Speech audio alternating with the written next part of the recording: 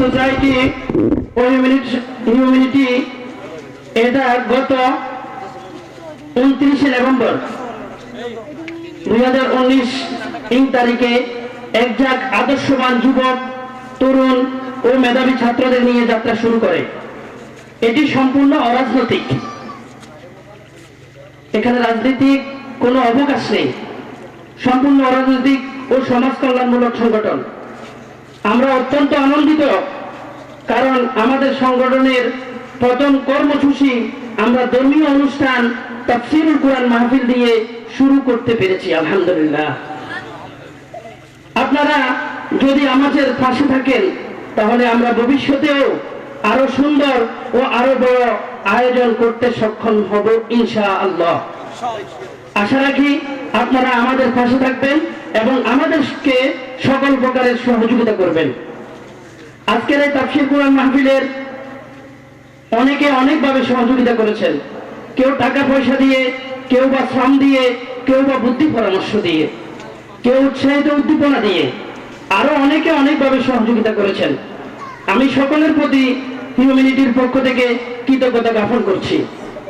তার সাথে সাথে রব্বুল আলামিনের কাছে প্রার্থনা করছি, রব্বুল আলামিন যেন আমাদের সকলের সহযোগিতা এবং আমাদের আজকের এই মাহফিলকে কবুল করেন এবং এটা আমাদের নাজাতের ওসিলা করেন। পরিশেষে একটা কথা বলে বিদায় নিয়ে নিব। কোনো একটি প্রোগ্রাম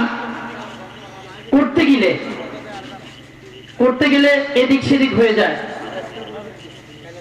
অনেক ভুল হয় অজান্তে, যেটা করার ইচ্ছা ছিল না বাইদের হয়তো হয়ে গেছে, যেভাবে যাকে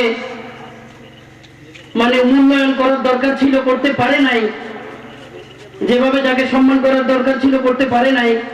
যেহেতু আপনার এলাকারই কৃতি সন্তান, আপনাদের ভাই, আপনাদের কারো না কারো সন্তান, কারো না কারো ছোট ভাই, যদি আপনাদের দৃষ্টিগোচরে কারো কোনো কথা মনে কষ্ট যায় থাকে, দিলে আঘাত যায় থাকে, আল্লাহর বস্তে সবাইকে ক্ষমার দৃষ্টিতে দেখবেন এবং সহযোগিতার হাত বাড়িয়ে দিবেন। এই বলে আমি বিদায় নিচ্ছি। এখন হযরত আপনাদের সামনে বয়ান করবেন। ওয়াক্কালু আলাইহি ونعوذ بالله من شرور أنفسنا ومن سيئات أعمالنا من يهده الله فلا مضل له ومن يضلله فلا هادي له ونشهد أن لا إله إلا الله وحده لا شريك له ونشهد أن سيدنا وسندنا وحبيبنا وحبيب ربنا وطبيبنا وطبيب قلوبنا ومولانا محمدا عبده ورسوله أما بعد فأعوذ بالله من الشيطان الرجيم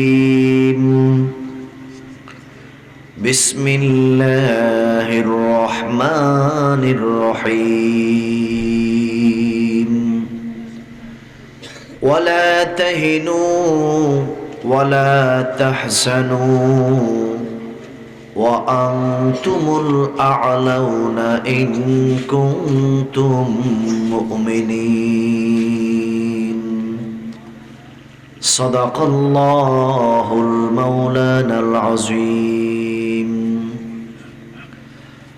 عن أنس رضي الله تعالى عنه مرفوعا قال قال رسول الله صلى الله عليه وسلم لا يؤمن أحدكم حتى أكون أحب إليه من والده وولده والناس أجمعين صدق الله المولانا العظيم وصدق رسوله النبي الأمي الكريم ونحن على ذلك من الشاهدين والشاكرين والحمد لله رب العالمين নামাজের শেষ বৈঠকে আমরা একটা দরুদ শরীফ পড়ি। আওয়াজ করে বলেন, পড়ি কিনা? সকলে, শিশু, কিশোর, জওয়ান, বৃদ্ধ সবাই জবান খুলে মোহাব্বতের সাথে এই দরুদ একবার পড়ি। আল্লাহুম্মা সাল্লি আলা মুহাম্মাদিন ওয়া আলা আলি মুহাম্মাদ কামা সাল্লাইতা আলা ইব্রাহিম ওয়া আলা আলি ইব্রাহিম ইন্নাকা হামিদুম মাজিদ। اللهم بارك على محمد وعلى آل محمد كما باركت على إبراهيم وعلى آل إبراهيم إنك حميد مجيد اللهم آمين।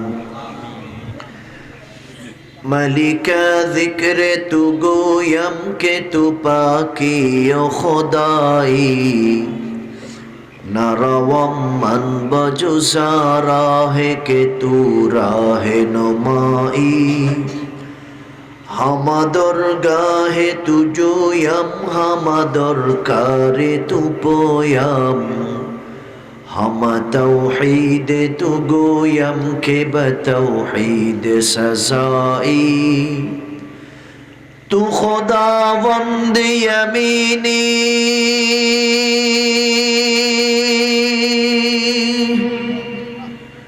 تو خداوند یمینی تو خداوند یساری تو خداوند زمینی تو خداوند سمائی تو کریمی تو رحیمی تو سمیعی تو بصیری تو جلیل الجبروتی تو امیر الامرائی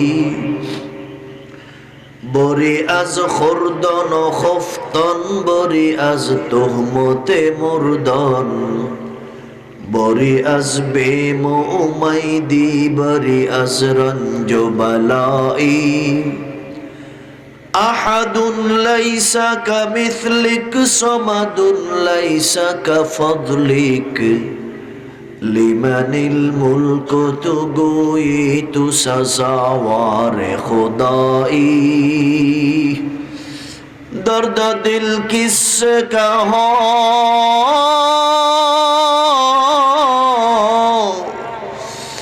درد دل کس کا ہو کوئی تو غم خار نہیں اے خدا تیرے سوا کوئی مددگار نہیں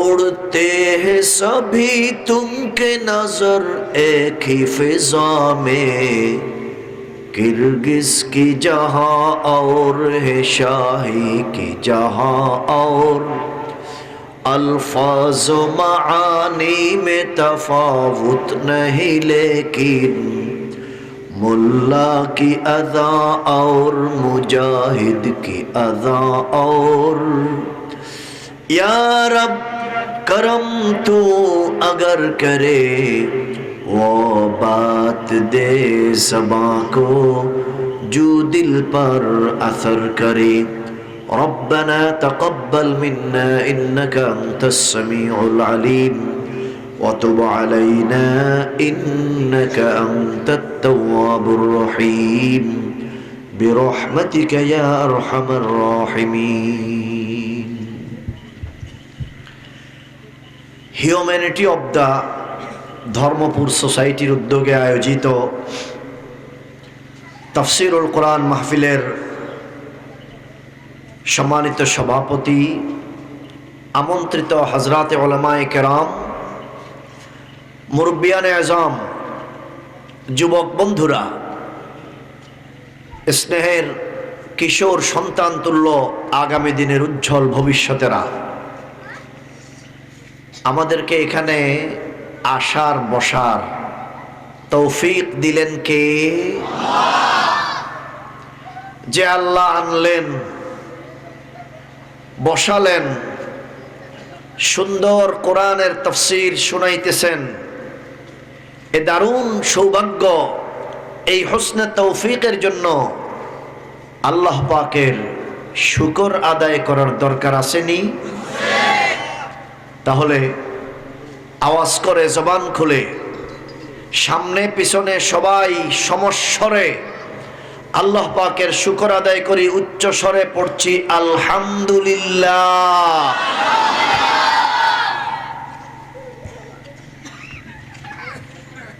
আলহামদুলিল্লাহ পড়লে লাভ না লস? কি লাভ? শুনেন,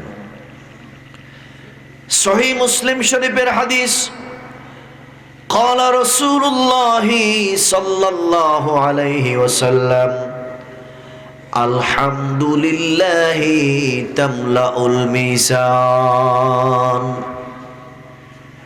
বিশ্বনবী ইরশাদ করেছেন, আমার উম্মত ইখলাসের সাথে যদি আলহামদুলিল্লাহ পড়ে, হাসরের মাঠে যখন তার আমল ওজন করা হবে, আওয়াজ করে বলুন, আমাদের আমল ওজন করা হবে কিনা? কারা কারা বিশ্বাস করেন? হাত নামান। আমার বন্ধুগণ, নবীজি বলেছেন, আমার উম্মতের ইখলাসের সাথে পড়া আলহামদুলিল্লাহ টুকু যখন মিজানে উঠানো হবে, শুধু আলহামদুলিল্লাহতেই তার মিজানের নেকির পাল্লা ভরে যাবে।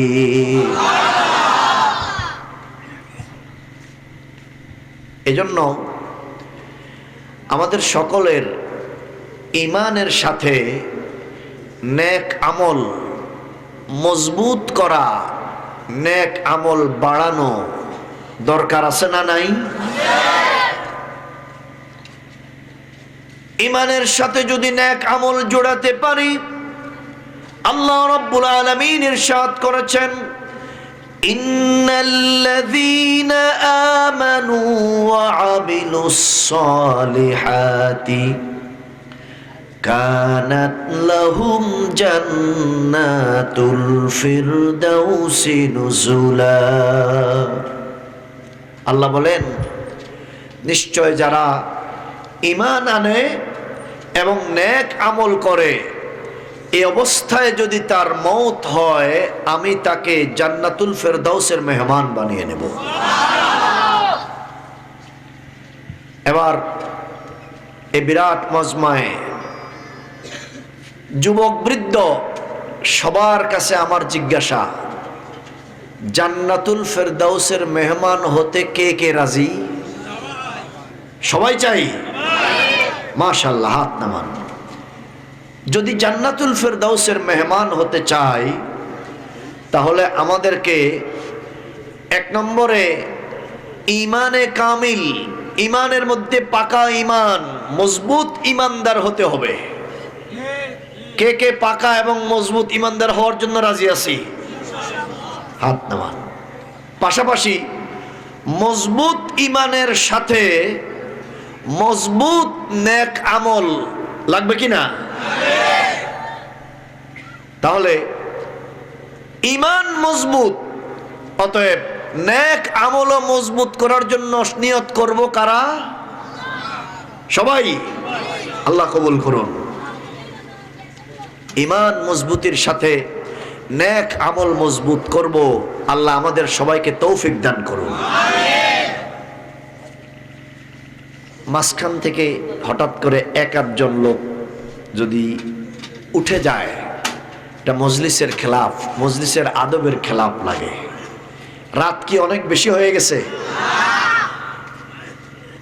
আর মাহফিল তো এখানে প্রতিদিন হবে না, কি বলেন, ঠিক কিনা? মানুষের জরুরত থাকতে পারে, প্রয়োজন থাকতে পারে, শারীরিক প্রয়োজন থাকতে পারে, কিন্তু 1-8 ঘন্টার জন্য ধর্মপুরের মুসলমানরা তার একটু শারীরিক প্রয়োজনটাকে একটু চাপাইয়া একটু কষ্ট করে নিজেকে আটকায় রাখতে আমরা পারবো না? তাহলে আর কেউ যেন না উঠি। আমি সবার জন্য একটা, আর যুবকদের জন্য স্পেশাল ভাবে একটা, এই 2টা আমল বলেই আমার মূল তাফসীরের আলোচনা আরম্ভ করব। সবার জন্য একটা, সবার জন্য মানে এখানে যারা আমরা আছি সবাই, আর মাইকের আওয়াজ যে পর্যন্ত পৌঁছতেছে সেই পর্যন্ত অনেক মা বোনরাও আছে, পর্দানসীন আমাদের মা বোনরা আছে না, তাদের জন্য সহ সবার জন্য একটা আমল। আমার বন্ধুগণ, সহিহ মুসলিম শরীফের প্রথম খণ্ডের 460 এবং 61 নং হাদিসের মধ্যে এসেছে, হযরতে উকবা ইবনে আমির রাদিয়াল্লাহু তাআলা আনহু থেকে হাদিসটা বর্ণিত। তিনি বলেন, আমার নবী বিশ্ব নবী রাহমাতুল লিল আলামিন ইরশাদ করেছেন, আমার উম্মত যদি ওযু করে, ওযু শেষ করে এরপরে সাথে সাথে যদি কালিমায়ে শাহাদাত পড়ে, এতটুকু কথা বুঝছেন? ওযু করে, ওযুর পরে কালিমায়ে শাহাদাত পড়ে। বলেন কি করে? ওযু করে, এরপরে কি পড়ে? আমার সাথে কালিমায়ে শাহাদাত সবাই একবার পড়েন। আশহাদু আল্লা ইলাহা ইল্লাল্লাহু ওয়া আশহাদু আন্না মুহাম্মাদান আবদুহু ওয়া রাসূলুহু। 461 নং হাদিসের মধ্যে একটু কথা বাড়তি আছে, ওয়াহদাহু লা শারীকা লাহু, মানে আশহাদু আল্লা ইলাহা ইল্লাল্লাহ, এরপরে ওয়াহদাহু লা শারীকা লাহু ওয়া আশহাদু আন্না মুহাম্মাদান আবদুহু ওয়া রাসূলুহু। ওয়াহদাহু লা শারীকা লাহু যদি আপনি পারেন তো পড়বেন, না পারলেও অসুবিধা নাই। কালিমায়ে শাহাদাত পারেন না, এখানে এমন কেউ আছেন? কালিমায়ে শাহাদাত পারেন না কেউ আছেন? তার মানে আমরা সবাই কালিমায়ে শাহাদাত বলেন না, সবাই বলেন পারেন। আমার বিশ্ব নবী বলেছেন, মান তাওয়াদ্দা, আমার যে উম্মত ওযু করবে, ফায়াকুল আশহাদু আল্লা ইলাহা ইল্লাল্লাহু ওয়া আশহাদু আন্না মুহাম্মাদান আবদুহু ওয়া রাসূলুহু, ইল্লা ফুতিহাত লাহু আবওয়াবুল জান্নাতিস সামানিয়া ইয়াদখুলু বিআইয়িহিমা শাআ। আল্লাহ রাব্বুল আলামিন সাথে সাথে তার জন্য আল্লাহর জান্নাতের 8টা দরজা সবগুলো খুলে দিবেন। এই নামাজের ওযু করে কালিমায়ে শাহাদাত পাঠকারী মুমিন বান্দা বান্দি যদি এই আমল করার পরে মৃত্যুবরণ করে যদি মারা যায়, আল্লাহর নবী বলেন তার জন্য আল্লাহ 8টা জান্নাতের গেট সব খুলে দিবেন। সে যেই গেট দিয়ে মন চায় সেই গেট দিয়ে আল্লাহর জান্নাতে প্রবেশ করে যাবে। এবার বুঝে থাকলে বলুন তো, এই আমলটা করা আমাদের জন্য সহজ না কঠিন? আমরা তো প্রতিদিনই 5 ওয়াক্ত নামাজের জন্য ওযু করি, ওযুর পরে শুধু কালিমায়ে শাহাদাতটা পড়লেই হলো। কথা বলেন ঠিক কিনা? আবার কালিমায়ে শাহাদাতটা সবাই পারিও, কিন্তু এতদিন হয়তো ভালো করে খেয়াল করি নাই, ভালো করে গুরুত্ব দেই নাই, ভালো করে মনোযোগ দেই নাই। আমি একটু সবার কাছ থেকে একটু ওয়াদা নিতে চাই যে আগামীকাল যে ফজরের নামাজের জন্য আমরা ওযু করব, এই ফজরের অজু থেকে শুরু করে বাকি জীবন, সারা জিন্দেগি যখনই যেখানে নামাজের জন্য অজু করব, অজু শেষ কালিমায়ে শাহাদাত শুরু, অজু শেষ কালিমায়ে শাহাদাত শুরু। আল্লাহকে রাজি খুশি করার জন্য সারা জীবনের জন্য আমল করতে কে কে রাজি আছি? দুই হাত তুলে রাখেন। আল্লাহুম্মা শাহাদ, আল্লাহুম্মা তাকাব্বাল। আল্লাহ তুমি সাক্ষী থাকো, আল্লাহ তুমি কবুল করে নাও, বলেন আমিন।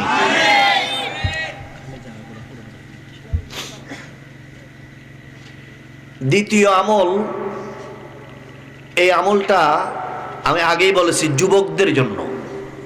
কারণ যুবকেরা যদি এই আমলটা সবাই মজবুতভাবে ধরে, তাহলে অন্য বয়সকালে এটা এমনি ঠিক হয়ে যাবে।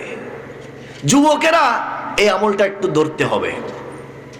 আমি এখানে দেখতেছি এই মাহফিলটা যে হিউম্যানিটি সোসাইটি করেছে, এরা তো সবাই মাশাআল্লাহ কিশোর যুবক, এরা সবাই কিশোর যুবক।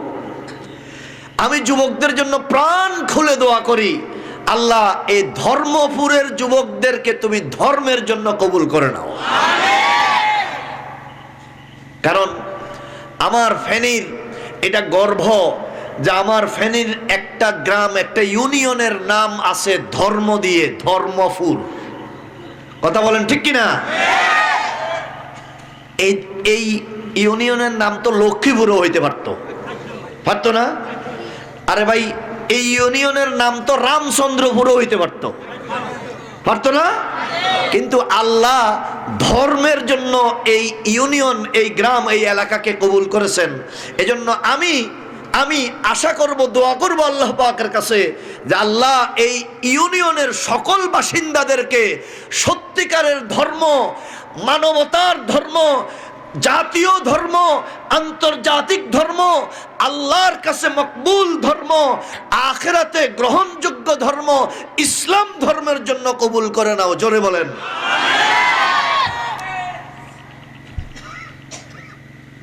এজন্য আমি যুবক ভাইদের উদ্দেশ্যে এই দ্বিতীয় আমলটা বলছি, খুব খেয়াল করবেন। দ্বিতীয় আমলটা এটাও সহিহ মুসলিম শরীফের একেবারে প্রথম দিকের কয়েক পৃষ্ঠার মধ্যে এই হাদিসটা আছে।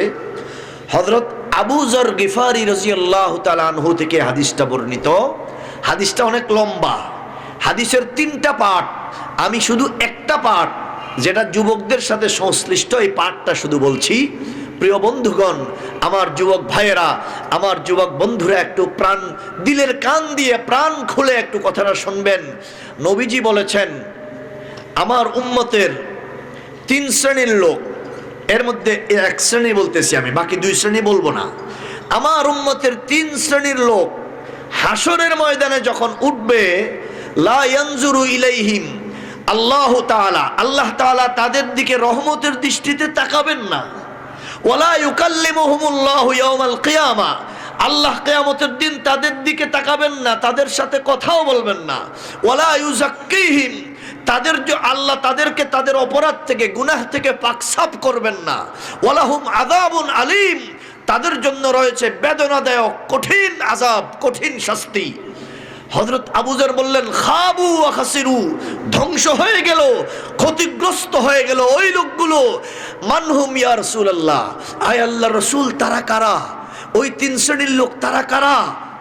যাদের দিকে আল্লাহ তাআলা হাসরের ময়দানে রহমতের দৃষ্টিতে তাকাবেনও না, আল্লাহ রাব্বুল আলামিন তাদের সাথে কথাও বলবেন না, আল্লাহ তাদেরকে গুনাহ থেকে পাকসাফও করবেন না, এবং তাদের জন্য বেদনাদায়ক কঠিন শাস্তি আর আযাব রাখছেন। আয় আল্লাহর রাসূল, এরা কারা? নবীজি বললেন, 1 নম্বরে এই যুবকেরা, 1 নম্বরে ওই সমস্ত যুবক যারা, ওই সমস্ত পুরুষ মানুষ যারা টাকনুগিরের নিচে প্যান্ট, পায়জামা, লুঙ্গি ঝুলিয়ে পড়ে। ওই সমস্ত পুরুষ যারা টাকনুগিরের নিচে প্যান্ট, পায়জামা, লুঙ্গি ঝুলিয়ে পড়ে। কথা কি বুঝাইতে পারছি? আমার বন্ধুগণ, টাকনুগিরার নিচে প্যান্ট পাজামা লুঙ্গি পরলে অসুবিধা কি?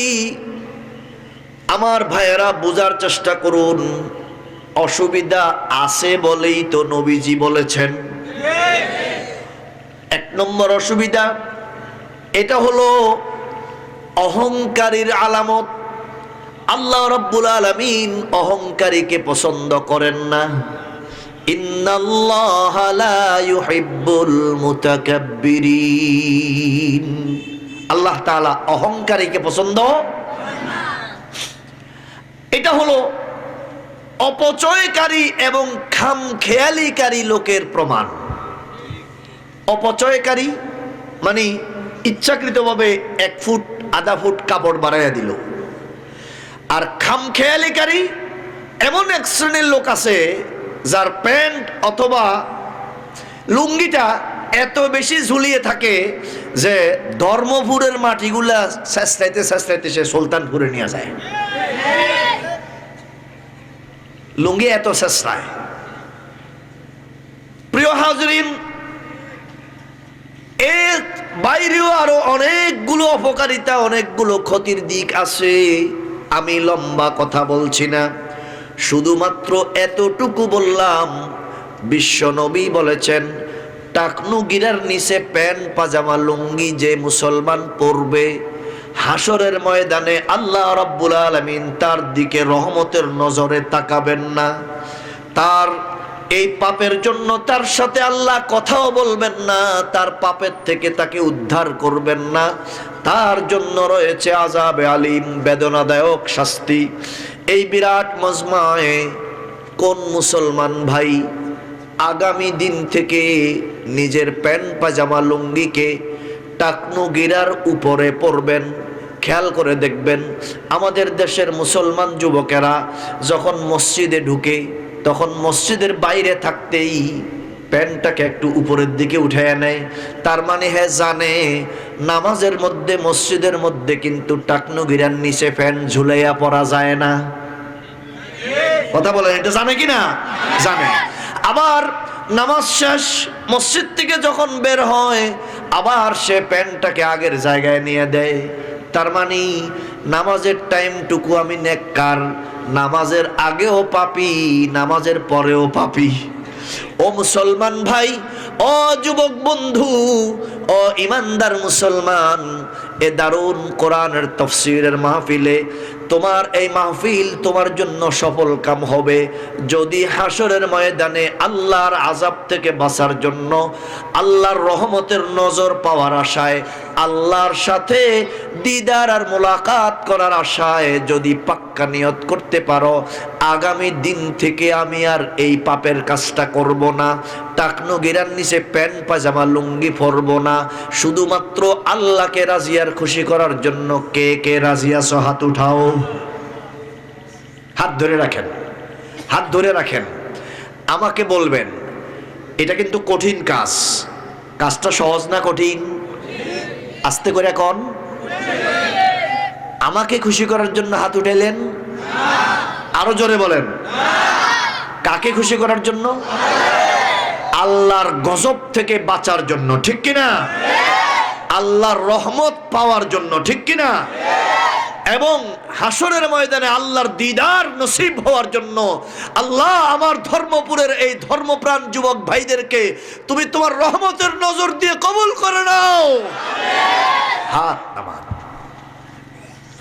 আমি মনে করি যদি এই একটা আমল ধর্মপুরের সঠিকভাবে চালু হয়ে যায়, ধর্মপুরের এই হিউম্যানিটি সোসাইটি এবং এই ইয়ং যুব সমাজ এরা সারা পৃথিবীর জন্য মডেল এবং স্যাম্পল হয়ে যাবে। আল্লাহ কবুল করুন। আজ সারা পৃথিবীতে, সারা পৃথিবী জুড়ে আজ খেয়াল করে দেখুন, পৃথিবীতে 750 কোটি মানুষ, 205টা দেশ, এর মধ্যে প্রায় 200 কোটি ছুঁই করে জনসংখ্যা মুসলমান। প্রায় 200 কোটি, কেউ বলে ছাড়িয়ে গেছে আর কেউ বলে যে প্রায় 200 কোটির কাছাকাছি মুসলমান। প্রশ্ন হলো, এত মুসলমান থাকা সত্ত্বেও, এত মুসলমান থাকা সত্ত্বেও আজ ভারতে, ফিলিস্তিনে, আফগানিস্তানে, উজবেকিস্তানে, বার্মার আরাকানে, চীনের উইগুরে, সারা পৃথিবীতে আজ নির্যাতন এবং নিষ্পেষণের শিকার হচ্ছে মুসলমান, ঠিক কিনা? কেন? আমরা তো নির্যাতিত হওয়া জাতি নাই, আমরা তো নির্যাতিত হওয়ার জাতি নই। কথা বলেন ঠিক কিনা? এই বিশ্বকে ইনসাফ, আদল, এই বিশ্বকে ন্যায়পরায়ণতা, মানবতা, হিউম্যানিটি এই বিশ্বকে শিখিয়েছে কোন কাফের মুশরিক ইহুদি নাসারা না, মুসলমান। কারা শিখাইছে? বলেন কারা শিখাইছে? আমার বন্ধুগণ, মুসলমান তার পুরা জিন্দেগি ওয়াকফ করে দিয়েছে একমাত্র আল্লাহ রাব্বুল আলামিনের জন্য। বলেন কার জন্য? মুসলমান নামাজ পড়ে কার জন্য? রোজা রাখে কার জন্য? হজ করে কার জন্য? আওয়াজ করে বলেন কুরবানি করে কার জন্য? মুসলমান জিহাদ করে কার জন্য? মুসলমান যদি রক্ত ঝরায় সেটাও কার জন্য? আল্লাহ রাব্বুল আলামিন বলেছেন, কুল ইন্না সলাতি ওয়া নুসুকি ওয়া মাহইয়ায়া ওয়া মামাতি লিল্লাহি রাব্বিল আলামিন। বলুন, আমার নামাজ, আমার কুরবানি, আমার জীবন, আমার মরণ সব রব্বুল আলামিন আল্লাহ পাকের জন্য। সুবহানাল্লাহ। আমার জীবন কার জন্য? আমার মরণ কার জন্য?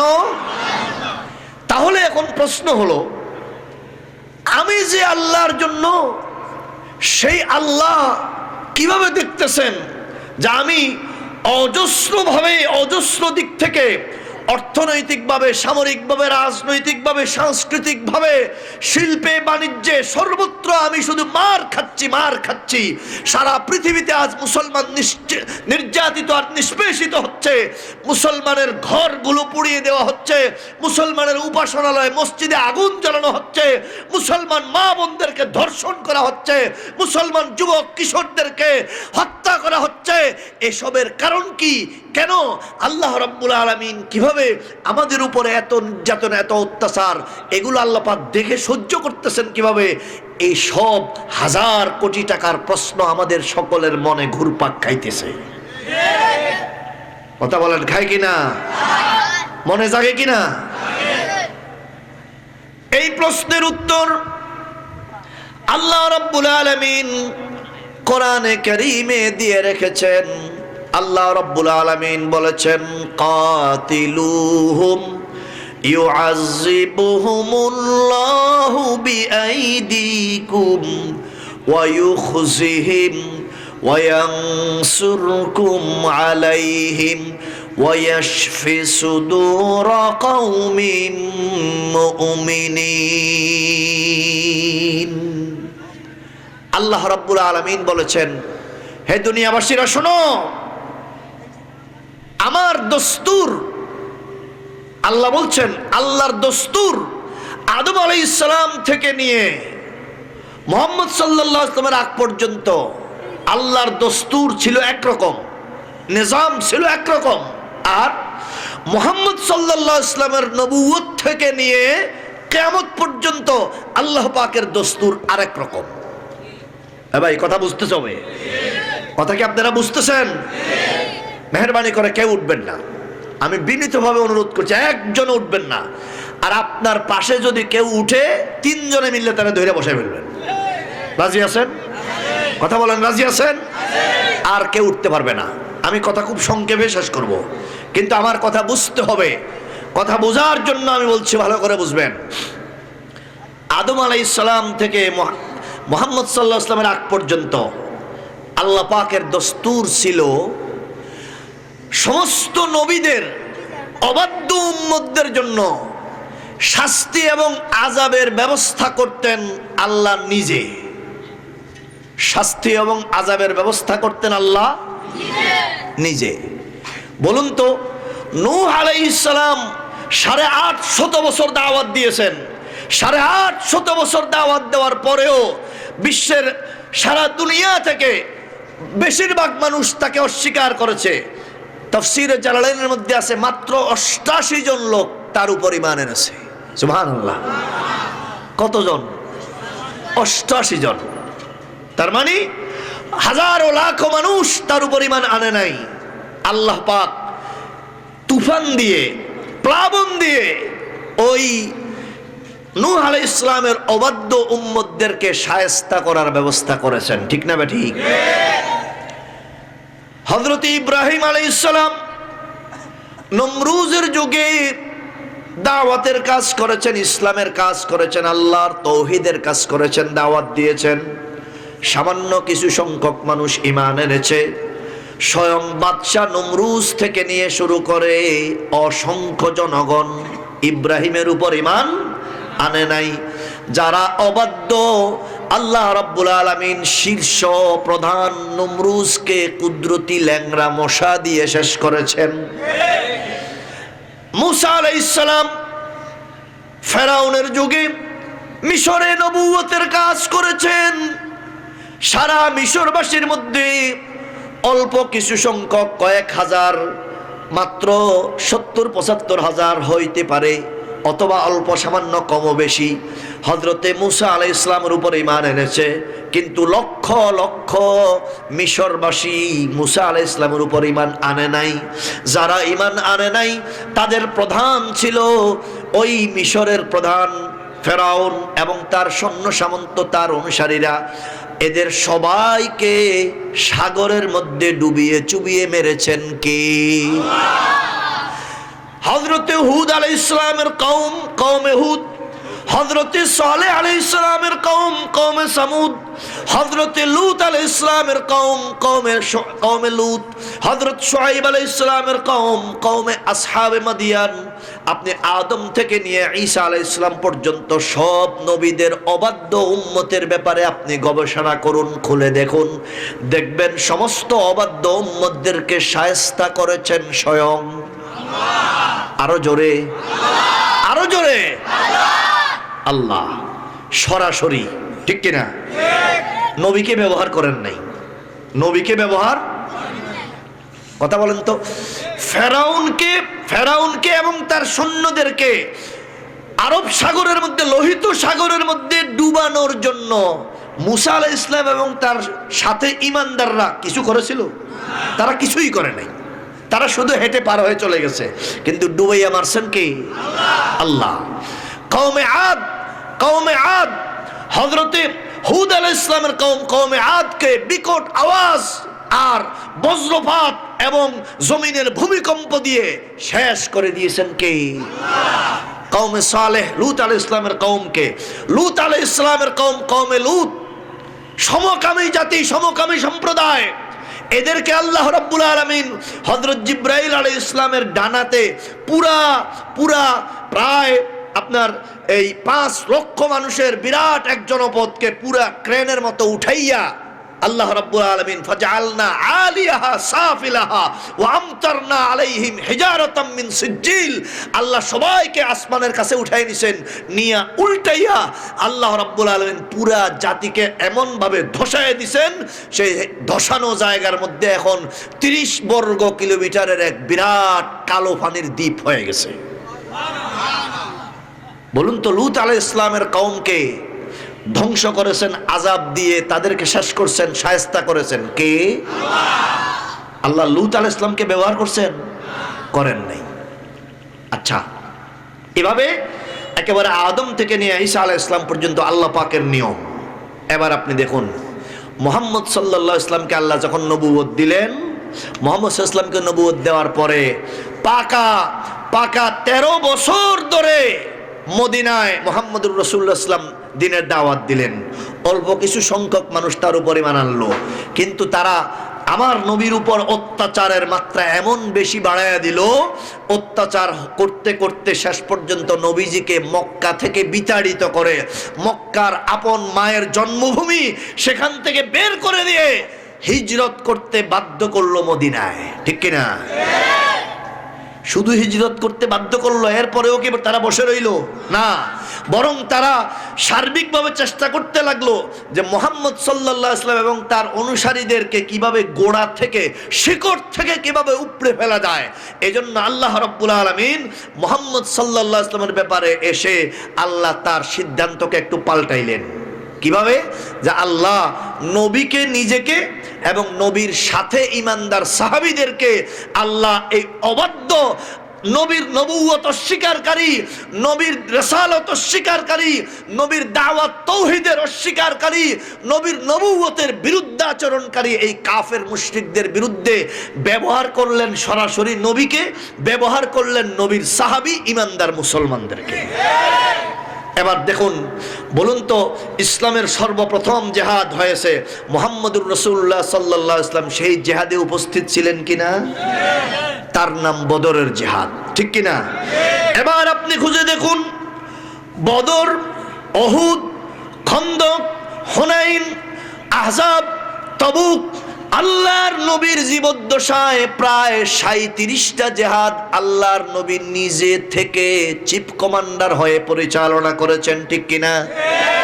প্রায় 87টা জেহাদ আল্লাহর নবী নিজে যাইতে পারেন নাই। মতান্তরে 60টা 65টা জেহাদে আল্লাহর নবী নিজে যাইতে পারেন নাই, কিন্তু তার প্রতিনিধি তার সাহাবীদেরকে তিনি পাঠিয়ে সেই জেহাদ পরিচালনা করেছেন। আমার বোঝানোর বিষয় হচ্ছে এই উম্মতের অবাধ্যদেরকে শায়েস্তা করার জন্য আল্লাহ রাব্বুল আলামিন নিজে ডাইরেক্ট আযাব কওমে আদ, কওমে সামুদ, কওমে লূত, কওমে ইব্রাহিম, কওমে মুসা, কওমে শুআইবের মতো আল্লাহ ডাইরেক্ট নাজিল করেন নাই। কথা বলেন ঠিক কিনা? বরং আল্লাহ রাব্বুল আলামিন একটা হিকমতের আশ্রয় নিলেন। সেই হিকমতটা হলো এই উম্মতের ঈমানদারদের হাতকে আল্লাহ ব্যবহার করবেন। সুবহানাল্লাহ। কার হাত? কার হাত? ঈমানদারের হাত। মুসলমান, এজন্য আল্লাহ বলছেন কাতিলুহুম, ও আমার নবীর ঈমানদার উম্মতেরা, তোমরা এই উম্মতের অবাধ্য কাফের মুশরিকদেরকে শুধু যে দাওয়াত দিবে তাই নয়, শুধু যে তালিম করবে তাই নয়, দাওয়াত দিলে তালিম করলে, তাদেরকে বুঝালে, তাদেরকে ডাকলে, তাদেরকে পরকালের ভয় দেখালে, এত সব কিছুর পরেও যদি তারা তোমাদের কথা না মানে, যদি তারা তোমাদের কথা না শুনে, যদি তারা তোমাদের কথায় না আসে, উল্টা তোমাদের বিরুদ্ধে যদি অ্যাকশনে যায়, তাহলে ও আমার নবীর বিশ্ব নবীর উম্মত ঈমানদারেরা, তোমরা ঈমানদারেরাও বসে থাকিও না, তোমরাও কিন্তু অ্যাকশনে যাও। কথা বুঝতেছেন? অ্যাকশনে গেলে আল্লাহ বলছেন কাতিলুহুম, তোমরা কাফের উম্মতদের উপরে অ্যাকশন চালাও। ইউআযিবহুমুল্লাহু বিআইদিকুম, ওই কাফের মুরতাদ মুশরিকদেরকে তোমাদের হাত দিয়ে আমি আল্লাহ আযাব আর শাস্তির ব্যবস্থা করব। ওয়ায়ানসুরকুম, পাশাপাশি তোমাদেরকে আমি আল্লাহ সাহায্য করব। বলেন তো ঈমানদারের সাথে আছে কে? আল্লাহ। হয় নাই? সবাই আওয়াজ করে বলবেন ঈমানদারের সাথে আছে কে? আল্লাহ। যালিকা বিআন্নাল্লাহা মাওলাল্লাযীনা আমানু ওয়া আন্নাল কাফিরিনা লা মাওলা লাহুম। ঈমানদারের মাওলা আল্লাহ, কাফেরের কোনো মাওলা নাই। তাহলে আদতে বাস্তবে এই কোটি টাকার যে প্রশ্নটা বলছিলাম, এই প্রশ্নের উত্তর হলো আজ সারা পৃথিবীতে নামে, পাসপোর্টে, আইডিতে, আইডি কার্ডে, পরিচয়ে মুসলমান আছে। বাস্তবে খালেদ বিন ওয়ালিদ, তারেক বিন জিয়াদ, মোহাম্মদ বিন কাসেমের মতো অল্প কিছু মুসলমানের দরকার। যুবক, যুবক ভালো করে শুনো, আজ সারা বিশ্বের পেট ব্যারাম শুরু হয়েছে। সারা বিশ্ব আজ পেটের কামড়ে মুসলামস্তি করতেছে। এই পেটের কামড় থেকে, এই মুসলামস্তি থেকে যদি এই বিশ্বকে, বিশ্বের দেহটাকে যদি শান্তি দিতে হয়, ইসলামের ট্যাবলেট সারা বিশ্বকে খাওয়াইতে হবে। কোরআনের অপারেশন সারা বিশ্বকে চালাইতে হবে। যদি ইসলামের ট্যাবলেট কোরআনের অপারেশন যদি সারা বিশ্ব চালাইতে পারো, তো শুনে রাখো, দিল্লির মসনদে কালিমার পতাকা উঠবে।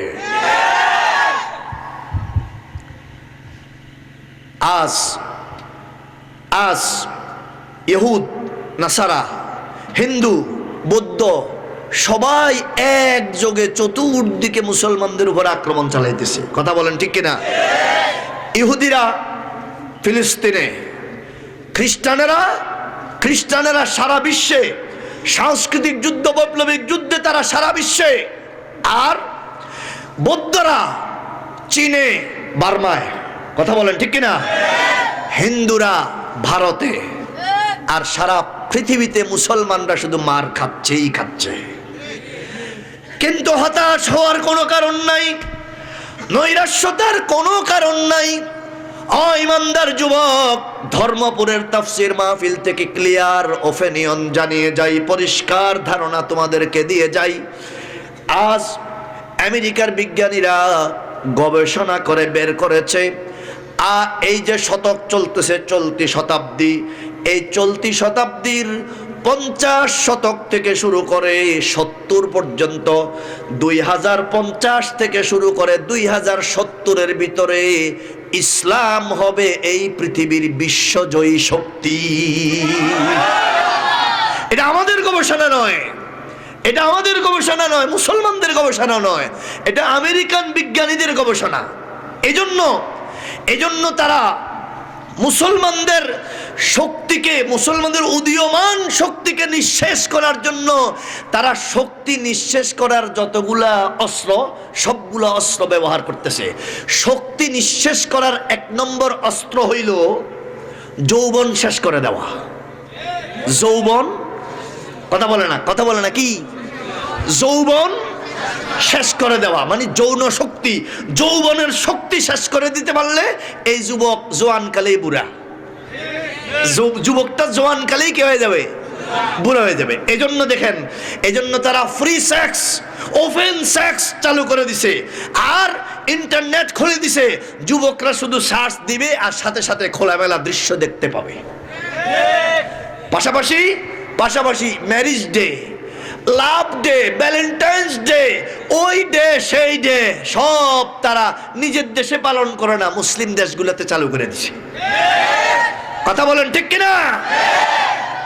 এর বাইরে সাংস্কৃতিক বিপ্লব, গানের নামে, নাচের নামে, বাউল সঙ্গীতের নামে, বিভিন্ন রকমের নাচ গান আর উদাম নৃত্যের নামে সারা পৃথিবীতে তারা সংস্কৃতির নামে ধর্ম বিরোধী মানুষকে দুনিয়ামুখী শয়তানের মুরিদ বানানোর কাজ শুরু করছে। এবার দেখুন, যে সকল রাষ্ট্র, যে রাষ্ট্রওয়ালারা এই রকমের কাজগুলোতে হাত দিয়েছে, রব্বুল আলামিন তাদের জন্য ফয়সালা কি করেছেন দেখুন। আল্লাহ রব্বুল আলামিন আছেন না নাই? এই মিয়া সবাই মিলে জোরে বলেন, আছেন না নাই?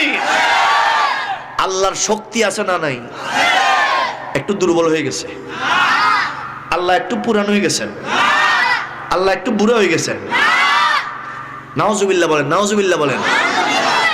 আল আনা কামা কানা ওয়ালাম ইয়ালকা জাওয়ালা, বলেন আল আনা কামা কানা ওয়ালাম ইয়ালকা জাওয়ালা, লা জিদ্দা ওয়ালা নিদ্দা ওয়ালা হাদ্দা লি মাওলা।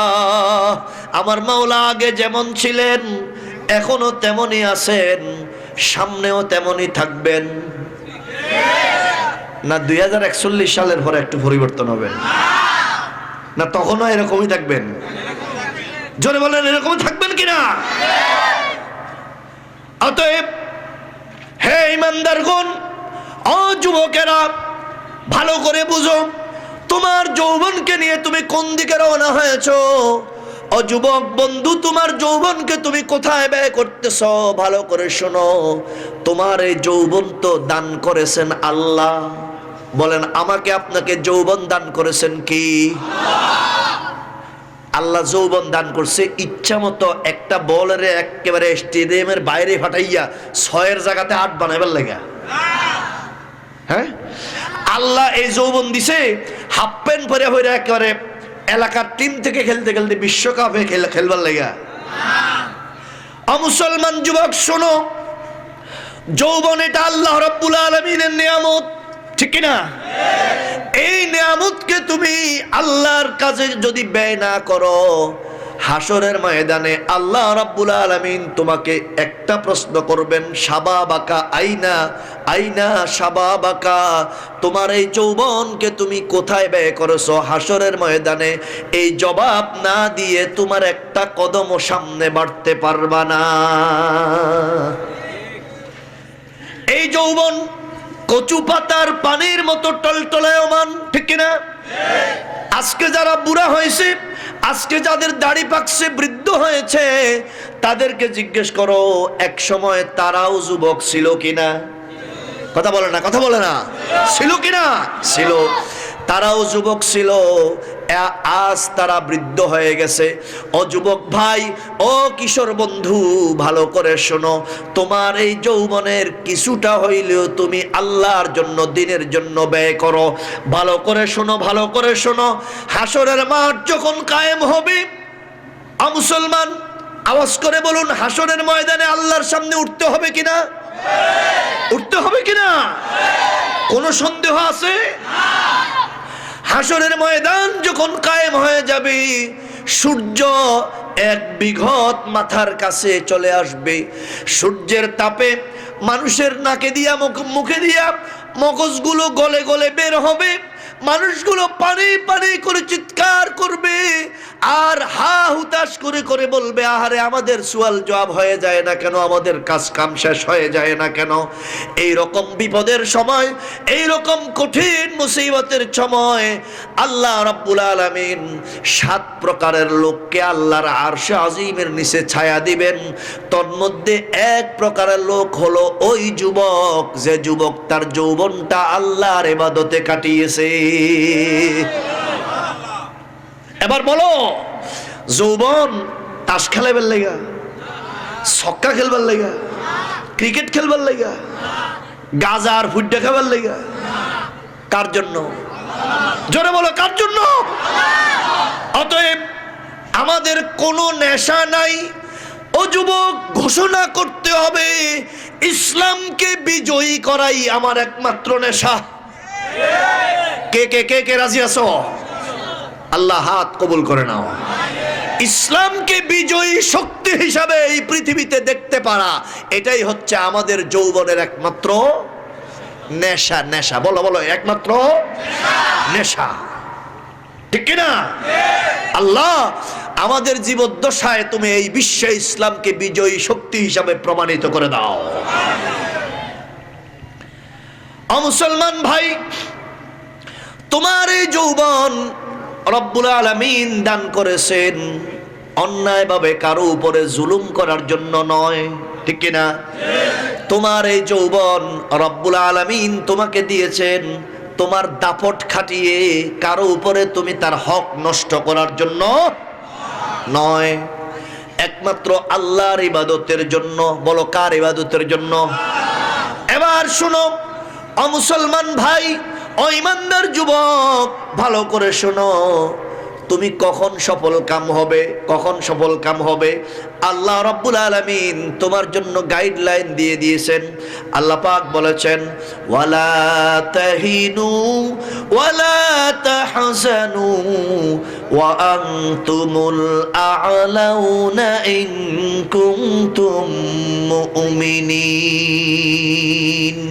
কাফেরদের মায়ের দেখে, কাফেরদের মসজিদ পোড়ানো দেখে, কাফেরদের ইমানদারদের ঘর বাড়ি ধ্বংস করে দেওয়া দেখে ভয় পেও না। ভয় কে বলতেছেন? আরে জোরে বলেন, কে বলতেছেন? হীনমন্য হইও না, হীনমন্য হইও না। আওয়াজ করে বলেন, আমরা কি হীনমন্য না বিজয়ী বীর? আরে আমাদের এক মোহাম্মদ বিন কাসিম, আমাদের এক মোহাম্মদ বিন কাসিমে সারা ভারতবর্ষের সমস্ত হিন্দুদেরকে একসাথে বিতাড়িত করেছিল। আমাদের এক তারেক বিন জিয়াদ পুরা স্পেনের খ্রিস্টানদেরকে নাস্তানাবুদ করে ছেড়েছিল। বলেন ঠিক কিনা? ওয়ালা তাহিনু, হীনমন্য হইও না, ওয়ালা তাহজানু, টেনশন করো না, দুঃখ বোধ করো না, ওয়া আনতুমুল আ'লাউন, তোমরাই বিজয়ী হবে। কে বলতেছেন? আরে জোরে বলেন, কে বলতেছেন? ওয়া আনতুমুল আ'লাউন ইন কুনতুম মুমিনিন।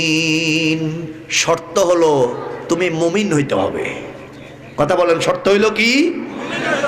আরে ভাই, শর্ত দিছেন কে? শর্ত আরোপ করেছেন কে?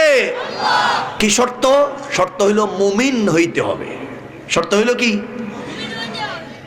আপনি কইবেন দেখে আমগো ধর্মপুরে তো ওই যে মমিনুল হক, মমিনুদ্দিন কত আছে, মমিনুল হকও আছে, মমিনুদ্দিনও আছে, আছে না?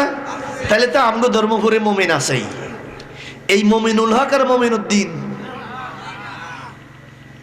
কি? তাইলে কোন ইমানদার, কেমন মুমিন? আল্লাহ বলেছেন ইন কুনতুম মুমিনিন। কেমন মুমিন? আমি সংক্ষেপে শুধু একটা উদাহরণ দিয়ে শেষ করে দিচ্ছি। সেই উদাহরণটা হচ্ছে, যেই মুমিন জীবনের সকল ক্ষেত্রে আল্লাহর উপরে ভরসা করে। বলেন, জীবনের সকল ক্ষেত্রে ভরসা করে কার উপর? আপনারা সবাই আপনাদের জিন্দেগিতে, এটা একটা তালিম, এই তাফসিরুল কোরআন মাহফিলের এটা তাফসির, এটা আপনাদের জন্য একটা শিক্ষণীয় উপদেশ। আপনাদেরকে এটা প্রতিজ্ঞা করে যেতে হবে মাহফিল থেকে, জীবনের যত সংকট, যত ঝুঁকি, যত কঠিন পরিস্থিতির মুখে আপনি পড়েন, আপনাকে ভরসা এবং নির্ভর করতে হবে একমাত্র কার উপর? এই কাজটুকু করার জন্য হিম্মতের সাথে কে কে রাজি আছেন? ঠিক আছে তো? ঠিক আছে তো? ঠিক আছে তো? তাহলে আপনার চোখের সামনে, আপনার হাতের নিকটে বর্ডার থেকে আওয়াজ ভিতরে দিল্লি পর্যন্ত পৌঁছবে। আমার সাথে তাকবীর দেন, নারায়ে তাকবীর। হাত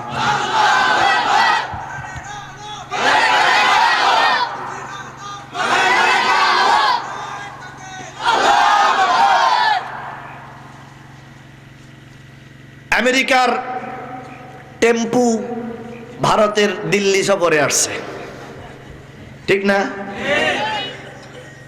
আগে যখন আমাদের ফেনীতে যখন বেবি ট্যাক্সি আর টেম্পু চলতো, তখন আমরা দেখতাম টেম্পু চলবার পরে টেম্পু যে রাস্তা দিয়ে যেত, এটা দিয়ে ভট ভট ভট ভট আওয়াজ হইত। কথা কয় ঠিক না?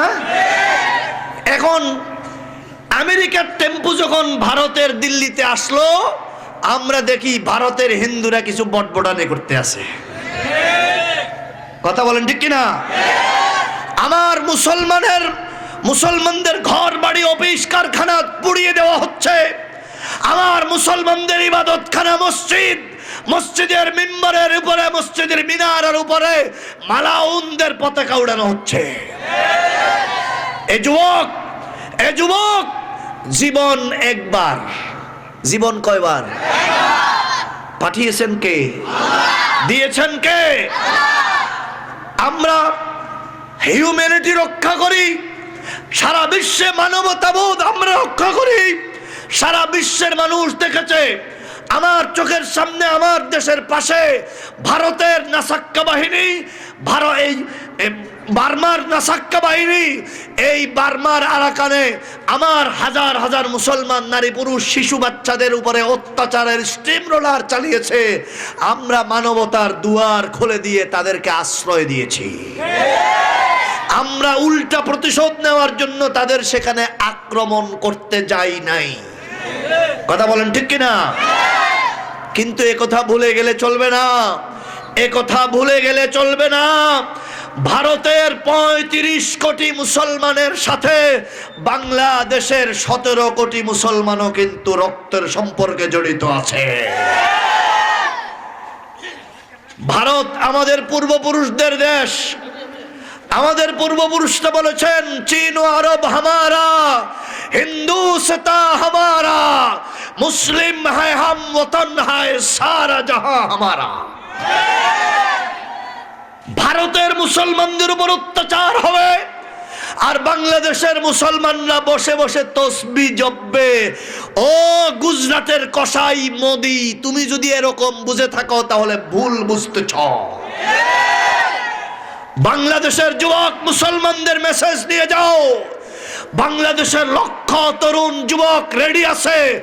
যদি ওলামায়ে কেরাম, যদি মুরব্বিয়ানে কেরাম সিদ্ধান্ত দেন প্রয়োজনে দিল্লি অভিমুখে লং মার্চ করা হবে।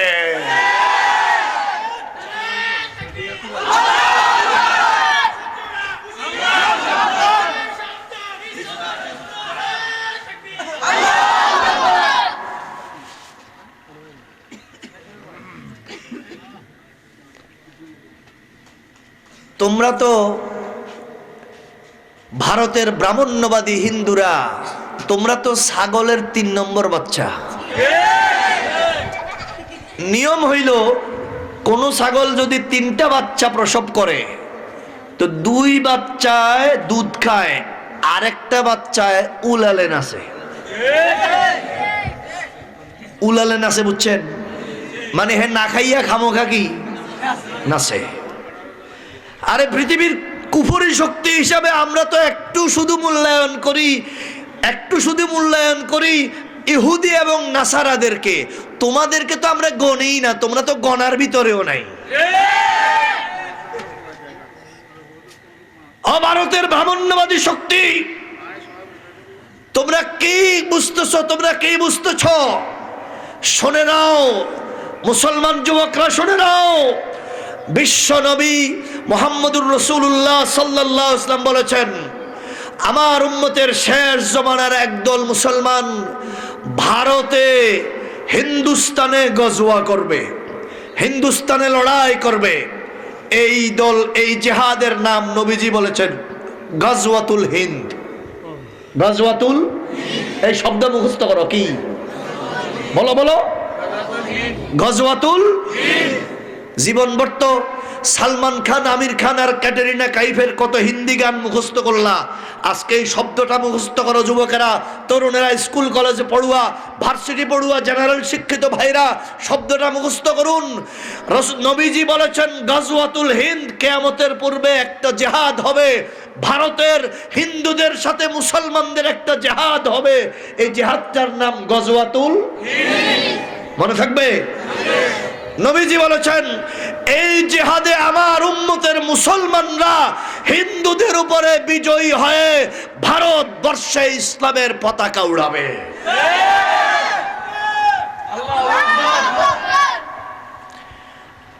অতএব আমি এই বিরাট মজমায় সব যুবকদেরকে, শুধু সকল স্তরের ইমানদারদেরকে শুধু একটা কথা বলতে চাই। সেই কথাটা হচ্ছে আমাদের জীবনযাপনে, আমাদের কৃষ্টি কালচারে, আমাদের কাজ কামে সত্যিকারের ইমানদার হতে হবে। কি হতে হবে? সত্যিকার ইমানদারের একটা বড় লক্ষণ বললাম, জীবনের সকল ক্ষেত্রে নির্ভর করে কার উপর? এবার বলেন, জটিল কঠিন অসুখ হইলে রোগ মুক্তি চাইবেন কার কাছে? নাকি দুনিয়ার কোন খাজা বাবার কাছে? ভালো করে বুঝুন। যদি আপনি কোনো মামলায় পড়ে যান, যদি কোনো জটিল পরিস্থিতির মুখে পড়ে যান, সাহায্য চাইবেন কার কাছে? ফেনীর ফাগলা মিয়ার কাছে? জোরে বলেন, কার কাছে? আপনি যদি কোনো নিঃসন্তান থাকেন, আপনার যদি ছেলে মেয়ে না থাকে, তাহলে সন্তান চাইবেন কার কাছে? নাকি চট্টগ্রামের আমির বান্ডার, মাইজ বান্ডারের কাছে?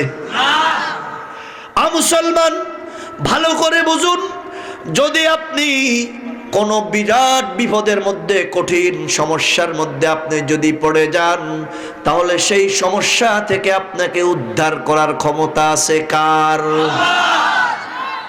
এই ইয়াকিনটুকু, এই আজমতটুকু আপনার দিলের ভিতরে যদি থাকে, যদি প্রতিষ্ঠা করতে পারেন, যদি আপনি জীবনের সর্ব অবস্থায় আল্লাহর উপরে ভরসা করতে পারেন, তবেই আপনি সত্যিকারের ইমানদারের একটা বড় প্রমাণ দিবেন।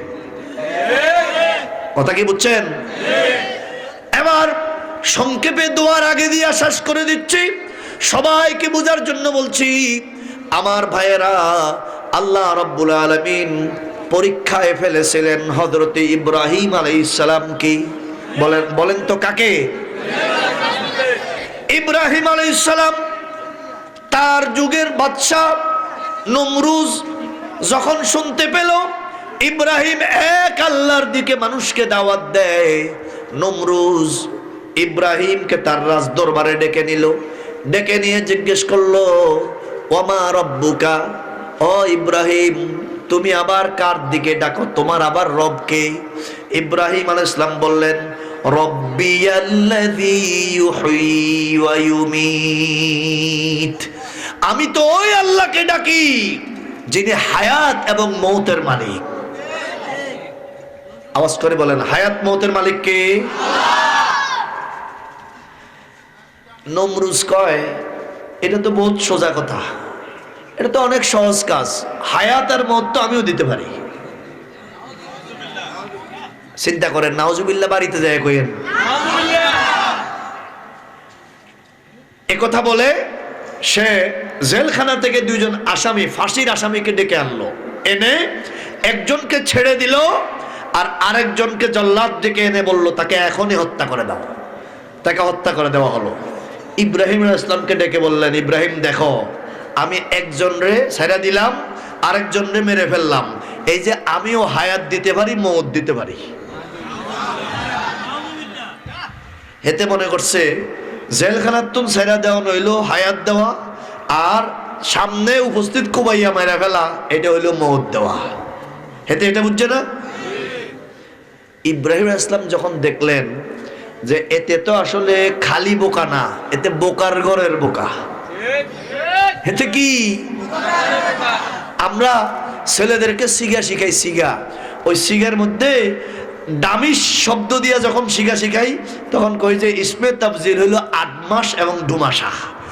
এই নমরুজ ইব্রাহিম আলাইহিস সালামের সময়ের শাসক, এরে বলা যায় দামিশ 8 মাস এবং 2 মাসা। ইব্রাহিম আলাইহিস সালাম দেখলেন এতে তো সাধারণ দামিশ নয়, এটা 8 মাস, সাধারণ বোকা নয়, এটা তো মহাবোকা। ইব্রাহিম আলাইহিস সালাম এবার বললেন, রব্বিয়াল্লাযী ইয়াতি বিশ-শামসি মিনাল মাশরিকি ফাআতি বিহা মিনাল মাগরিব, আমি তো এমন রবের দিকে ডাকি, আমি তো এমন মাহবুদের দিকে ডাকি যে মাহবুদ প্রতিদিন সূর্যকে পূর্ব দিক থেকে উঠায়।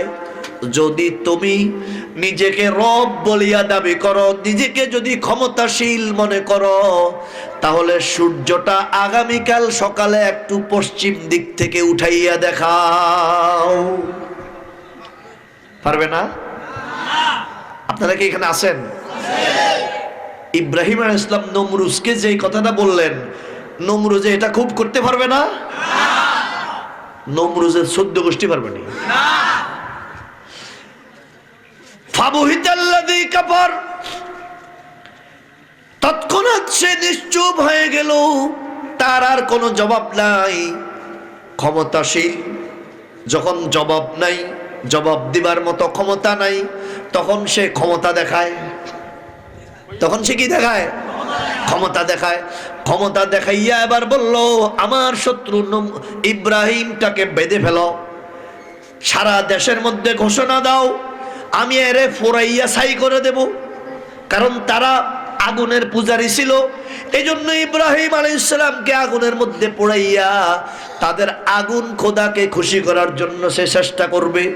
এজন্য সিদ্ধান্ত নিল ইব্রাহিমকে পুড়িয়ে মারবে। ইব্রাহিম আলাইহিস সালামকে জেলখানায় আবদ্ধ করা হলো। আগামী বুধবার স্টেডিয়ামের মধ্যে মাইকিং করা হলো, সারা দেশে হাজার হাজার লাখ লাখ মানুষ স্টেডিয়ামে জমায়েত হলো।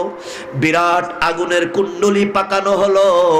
সেই আগুনের কুণ্ডুলি এত ভয়াবহ, দাউ দাউ করে আগুন জ্বলে, 40 গজের মধ্যে সামনে যাওয়ার মতো কারো ক্ষমতা নাই। এজন্য আগুনে কেমনে ফেলবে? তো দূরের থেকে আগুনে ফেলার জন্য একটা বিরাট চরকি বানানো হলো, ঘুরন্ত চরকি। ওই চরকিটাকে আগে একটা প্র্যাকটিস করা হয়েছে, একটু দামি ভাবে প্র্যাকটিস করা হয়েছে। প্র্যাকটিস করে দেখছে কিভাবে পড়ে কিনা, এরকম ভাবে একটা বস্তু ফালাইয়া দেখছে। এরপরে ভিভিআইপি মঞ্চে নমরুজ তার মন্ত্রী এমপিদেরকে নিয়ে স্টেডিয়ামের ভিভিআইপি মঞ্চের মধ্যে সে বসেছে। সারা স্টেডিয়ামের চতুর্দিকে হাজার হাজার লাখ লাখ মানুষ। একটু পরে নমরুজ হুইসেল বাজাবে আর ইব্রাহিম আলাইহিস সালামকে টান দিয়ে আগুনের কুণ্ডলীর মধ্যে ফেলবে। এরকম সময়ে ইব্রাহিমের হাত বাঁধা, পাও বাঁধা আলাইহিস সালাতু ওয়াস সালাম। ওই সময় আল্লাহ রাব্বুল আলামিন জিবরাইলকে পাঠাইলেন। জিবরাইল আলাইহিস সালাম এসে বললেন, ওগো আল্লাহর খলিল ইব্রাহিম, আপনি তো এখন দারুণ বিপদের সম্মুখে। আর কয়েক মিনিটের মধ্যেই হুইসেল বাজানো হবে, আপনাকে আগুনের কুণ্ডলীর মধ্যে ফেলে দেওয়া হবে। ওগো ইব্রাহিম, আপনার জন্য আল্লাহ রাব্বুল আলামিন আমাকে পাঠিয়েছেন আর জিজ্ঞেস করতে বলছেন আপনার কোনো সাহায্যের দরকার আছে কিনা। আমার ভাইয়েরা, জিবরাইল এসে ইব্রাহিম খলিলকে প্রশ্ন করতেছেন, ও খলিলুল্লাহ ইব্রাহিম, আপনার তো হাতও বাঁধা, পাও বাঁধা, আল্লাহ আমাকে পাঠিয়েছেন আপনাকে জিজ্ঞেস করার জন্য আপনার সাহায্যের দরকার আছে কিনা। খলিল ইব্রাহিম কি জবাব দে শোনো। ও যুবক, শিখো শিখো। ও মুসলমান, আল্লাহর উপরে ভরসা কাকে বলে শিখো। ইব্রাহিম আলাইহিস সালাম জবাব দিলেন, আমার সাহায্যের দরকার আছে, তবে তোমার কাছে নয়। আমি সুবহানাল্লাহ কালকে সকালে কইলেন। ইব্রাহিম জবাব দিলেন, আমার সাহায্যের দরকার আছে, তবে কার কাছে? তোমার কাছে নয়। হযরত জিবরাইল বললেন, ও খলিলুল্লাহ, যদি আমার কাছে সাহায্য দরকার না হয় তাহলে যার কাছে সাহায্য চাইবেন তার কাছে চান না কেন? তার কাছে। হযরত ইব্রাহিম খলিল জবাব দেন, ও জিবরাইল শুনো, আমি তো এমন অন্ধ খোদার ইবাদত করি না, আমার কি হাত বাঁধা না খোলা সেটা তিনি দেখেন না। আমার একটু পরে আগুনের মধ্যে পড়ব, এই জটিল পরিস্থিতি তিনি দেখেন না। আমার অন্তর কি চায়, আমার মুখ কি চায়, মুখে কি বলতে চাই সেটা তিনি বুঝেন না। আমি তো এমন বোবা, এমন কোন অবুঝ মাবুদের ইবাদত করি না, তার কাছে চাইতে হবে কেন? তার কাছে চাইতে হবে কেন? ওই খলিলুল্লাহ ইব্রাহিম বলেন, ও জিবরাইল, আমার মনে হয় আমার যে হাত বাঁধা, পাও বাঁধা, একটু পরে হুইসেল দিবে, আমাকে আগুনের কুণ্ডলীর মধ্যে ফেলা হবে, এর উপরে আমার মাওলা রাজি আর খুশি। তুমি যাও, তুমি তাড়াতাড়ি যাও, হুইসেল বাজবার আগেই আমার মাওলাকে গিয়ে বলো, তিনি যদি খুশি থাকেন আমি ইব্রাহিম একবার কেন 1000 বার তার আগুনের মধ্যে পড়তে রাজি আছি।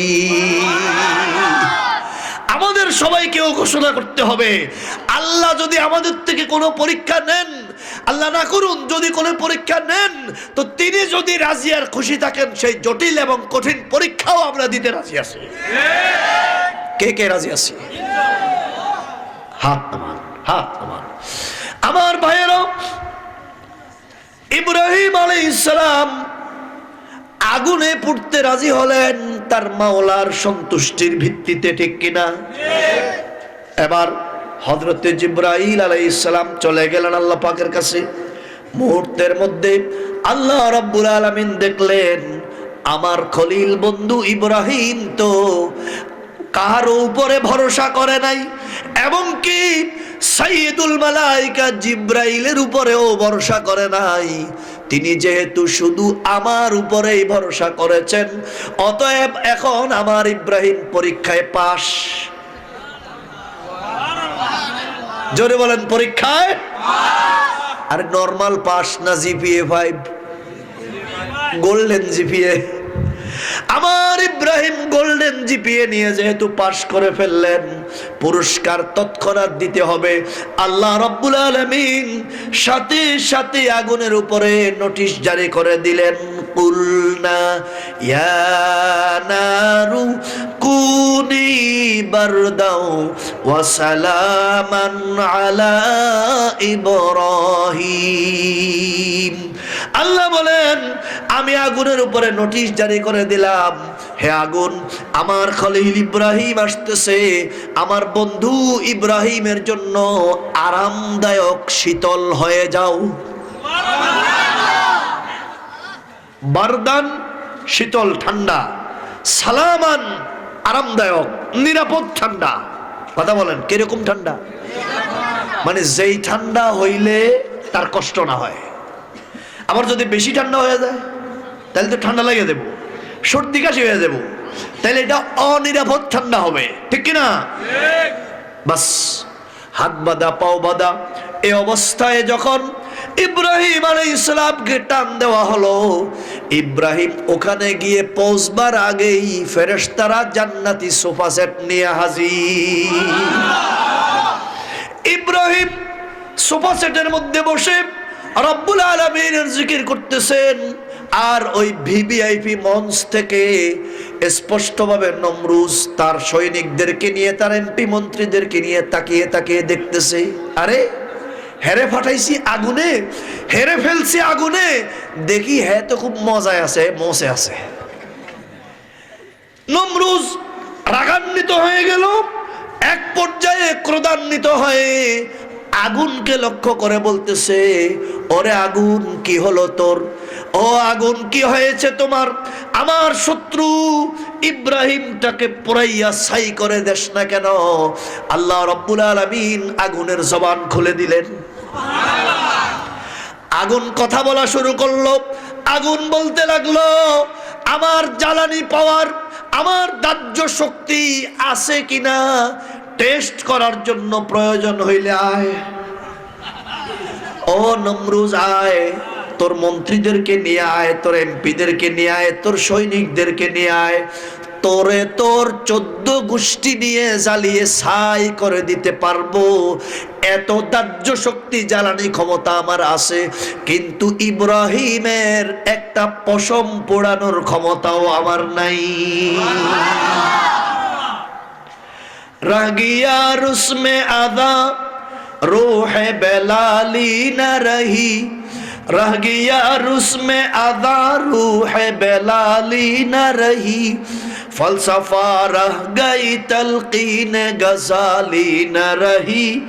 अरे आजान देवार प्रथा आसे, आज सारा दुनियार सब मस्जिदগুলোতে আযান দিচ্ছে কিনা? আর নবীজির যুগে হযরত বেলাল রাদিয়াল্লাহু তাআলা আনহু আযান দিতেন কিনা? শব্দ বেশ কম আছে। বেলাল যেই শব্দ দিয়ে আজান দিতেন, এখনের মুয়াজ্জিনরা কি নতুন শব্দ বানায়া দেয় না? বেলালের সেই শব্দগুলাই। কিন্তু কিতাবের মধ্যে কি আছে শুনেন, কিতাবের মধ্যে আছে, এখন তো মুয়াজ্জিনদের আজান শুনলে আজানও হইতেছে, টেলিভিশনও চলতেছে, আজানও হইতেছে, দোকানে চাও খাইতেছে, আড্ডাও দিতে আছে। আর হযরত বেলাল যখন আজান দিতেন, আকাশে উড়ন্ত পাখির দল মদিনার আকাশ দিয়ে অন্যদিকে রওনা হয়েছিল, অন্যদিকে যাইতেছিল। বেলাল যখন হাইয়া আলাস সালাহ হাইয়া আলাল ফালাহ বলে ডাক দিতেন, ওই উড়ন্ত পাখিগুলো তাদের গতিপথ ঘুরাইয়া দিয়া মসজিদে নববীর দিকে রওনা হয়ে যেত। আজান দেওয়ার প্রথা আছে, নাই বেলালি প্রাণের সাড়া, ফলসফা থাকলে কি হয় ইমাম গাজালির শিক্ষা ছাড়া। আরে কলব মে সুজ नहीं, रूह में एहसास नहीं, कुछ भी पैगाम मोहम्मद के तुम्हें पास नहीं। रूहेते নাই অনুভূতি, অন্তরে না জ্বালা আসে, মোহাম্মদের পয়গামেরই মর্যাদা নাই মোদের কাছে, ঠিক না? ইউ তো সৈয়দ भी हो, मिर्जा भी अफगान भी हो, तो सभी कुछ हो हकीकत में मुसलमान भी हो। আল্লামা ইকবাল বলেন, আরে বলতে পারো সৈয়দ তুমি। আমাদের দেশের লোকেরা কেউ সৈয়দ বংশ, কেউ মজুমদার বংশ, কেউ চৌধুরী বংশ, কেউ ভুইয়া বংশ, কেউ মুন্সি বংশ, এরকম গর্ব করে, অহংকার করে, ঠিক কিনা? আল্লামা ইকবাল বলেন, আরে বলতে পারো সৈয়দ তুমি, মির্জা তুমি, পাঠান তুমি, কিন্তু কি হে বলতে পারো খাঁটি মুসলমান কি তুমি? অতএব আমাদের সবাইকে ওয়াদা করতে হবে।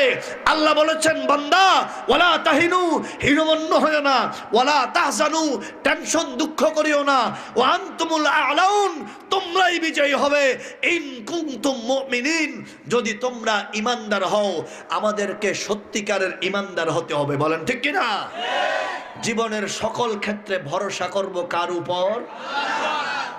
আল্লাহ আমাদের সবাইকে জিন্দেগির সব ক্ষেত্রে আল্লাহ পাকের উপরে ভরসা করে জীবন কাটানোর তৌফিক দান করুন। জোরে বলেন আমিন। ওয়া আখিরু দাওয়ানা আনিল হামদুলিল্লাহি রাব্বিল আলামিন। দুরূদ শরীফ পড়েন, আল্লাহুম্মা সাল্লি আলা মুহাম্মদ ওয়া আলা আলি মুহাম্মদ কামা সাল্লাইতা আলা ইব্রাহিম ওয়া আলা আলি ইব্রাহিম ইন্নাকা হামিদুম মাজিদ। اغفر لنا وترحمنا لنكونن من الخاسرين। আল্লাহ তাআলা এই ধর্মপুরের যুব সমাজ, সর্বস্তরের যুবক, কিশোর, মুরব্বী, আল্লাহ ইমানদার মুসলমানেরা যে চমৎকার কোরআনের তাফসীরের আয়োজন করলেন, এই আয়োজনকে তাদের সকলের নাজাতের জন্য কবুল করে নাও। আল্লাহ তাআলা হাসরের মাঠ যখন হবে, কঠিন কিয়ামতের বিপদের দিনে নাজাতের জন্য যখন আর কোনো উসিলা পাওয়া যাবে না, আজকের এই মাহফিল আমাদের সকলের নাজাতের জন্য জরিয়া বানিয়ে দিও। আল্লাহ তাআলা যুবকগুলো অনেক শ্রম ঘাম জড়িয়েছে, অনেক মেহনত করেছে। আল্লাহ কেউ টাকা দিয়েছে, পয়সা দিয়েছে, বুদ্ধি পরামর্শ দিয়েছে, কেউ গায়ে খেটেছে। আল্লাহ যে যেভাবে শ্রম ঘাম মেহনত করেছে, সকলের সমস্ত পারিশ্রমিক কিয়ামতের ময়দানে তুমি নিজ কুদরতে দান করিও। অনেক ভাইয়েরা আছেন গুনাহগার, পাপী, আমরা মাহুলা, তুমি তো গফুর গফফার, তুমি ক্ষমাশীল দয়াকারী মাওলা। মেহেরবানি করে জিন্দেগির ছোট বড় সব অন্যায় অপরাধ মাফ করে দাও। আল্লাহ তাআলা এখানে দাড়ি পাকা মুরব্বীরা আছে, কিশোররা আছে, হাফেজরা আছে, ওলামায়ে কেরামরা আছে, হাজী সাহেবরা আছে, যুবকেরা আছে। মাওলা যার হাত পছন্দ মনে হয় তার উসিলায় আমাদের সকলের দোয়া কবুল মঞ্জুর করে নাও। রব্বে করিম, যেই মাহফিল এই হিউম্যান সোসাইটি থেকে চালু হইল, আল্লাহ কিয়ামত পর্যন্ত এই কোরআনের মাহফিল তুমি চালু এবং দায়েম কায়েম রাখিও। আয় আল্লাহ তাআলা এই মাহফিলের উসিলা করে আশপাশে অনেক গোরস্থান আছে, নতুন পুরাতন অনেক মুর্দেগান কবরে শায়িত আছে। আল্লাহ এই মাহফিলের উসিলা করে ওই মুর্দেগানের কবর আযাব মাফ করে দাও। আল্লাহ কবরগুলোকে জান্নাতের টুকরা বানিয়ে দাও। রব্বে করিম, এই এলাকার প্রায় বাড়ির, প্রায় ঘরের অনেক ভাইয়েরা, অনেক সন্তানেরা বিদেশে আছে, প্রবাস জীবন যাপনে আছে। আল্লাহ প্রবাসে তাদের সাথে তুমি মাওলা ছাড়া আর থাকার মতো কেউ নাই। মা নাই, বাবা নাই, ভাই বোন নাই, আত্মীয় স্বজন নাই, পাড়াপড়শি নাই, স্ত্রী সন্তান নাই। মাওলা তাদের সেই বিপদে দুঃসময়ে প্রবাস জীবনে তুমি রহমতের ছায়া হয়ে তাদের সাথে থাকো। আল্লাহ তাদের সাহায্যে মসজিদ হইতেছে, তাদের সহযোগিতায় মাহফিল চলতেছে, তাদের সহযোগিতায় দ্বীনি ধর্মীয় আরো অনেক বড় বড় কাজ যেন হয়। আল্লাহ এই পুরা ধর্মপুর ইউনিয়নে ভালো কোনো নামি দামি ধর্মীয় প্রতিষ্ঠান নাই। ধর্মপুর আছে কিন্তু ভালো ধর্মীয় প্রতিষ্ঠান নাই। মাওলা মেহেরবানি করে পুরা ধর্মপুরের মধ্যে তুমি যেখানেই মনে করো মঞ্জুর করো, নাম করা দেশের শীর্ষস্থানীয় একটা ধর্মীয় প্রতিষ্ঠান কবুল করে নাও। আল্লাহ যুবকদেরকে, বৃদ্ধদেরকে, ইসলাম ধর্মের প্রতি ধর্মানুরাগী বানিয়ে দাও। আল্লাহ রব্বে করিম, এই এলাকার মা বোনদেরকে তুমি কবুল মঞ্জুর করে নাও। আল্লাহ, আমার মায়েরা, আমার বোনেরা দিন শিখার জন্য কোনো উপায় অবলম্বন পাইতেছে না, তাদেরকে পর্দানসীন বানিয়ে দাও। আল্লাহ, ওলামায়ে কেরামের সোহবতে, আল্লাহ আলেমদের পরামর্শে দ্বীনি জিন্দেগি কাটানোর তৌফিক দাও। আল্লাহ, এলাকার সর্বস্তরের মুসলমানদেরকে আলেম প্রিয় হয়ে আলেমদের নেতৃত্বে থেকে আলেমদেরকে মহব্বত করে আলেমদের তত্ত্বাবধানে তাদের দ্বীনি জিন্দেগি কাটানোর তৌফিক দিয়ে দাও। আল্লাহ, অনেকে অসুস্থ, মেহেরবানি করে সুস্থতার নিয়ামত দান করো। আল্লাহ, অনেকে বিপদগ্রস্ত, বিপদ আপদ থেকে উদ্ধার করে দাও। আল্লাহ, অনেকে অনেক হাজাত নিয়ে এসেছে। মাওলা, এমন কিছু হাজাত আছে যা তোমাকে ছাড়া কাউকে বলা যায় না। আল্লাহ, এমন কিছু বিপদ আপদ আছে যে কথা তোমার সাথে ছাড়া কারো সাথে শেয়ার করা যায় না। মাওলা, তুমি তো জানো সেটা কি, সেটা কেমন। মেহেরবানি করে তোমার বান্দা বান্দীদের দিলের নেক আশা পূরণ করে দাও। আল্লাহ, এই মাহফিলকে আমাদের সকলের আখিরাতের নাজাতের জন্য কবুল করে নাও। তোমার বান্দাদেরকে তুমি মঞ্জুর করে নাও।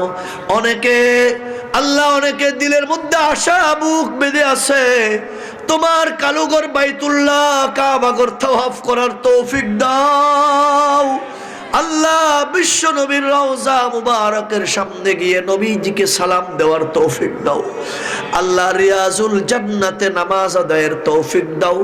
আল্লাহ, হাতিমে কাবাতে নামাজ আদায়ের তৌফিক দাও। মাকামে ইব্রাহিমের সামনে নামাজ আদায়ের তৌফিক দাও।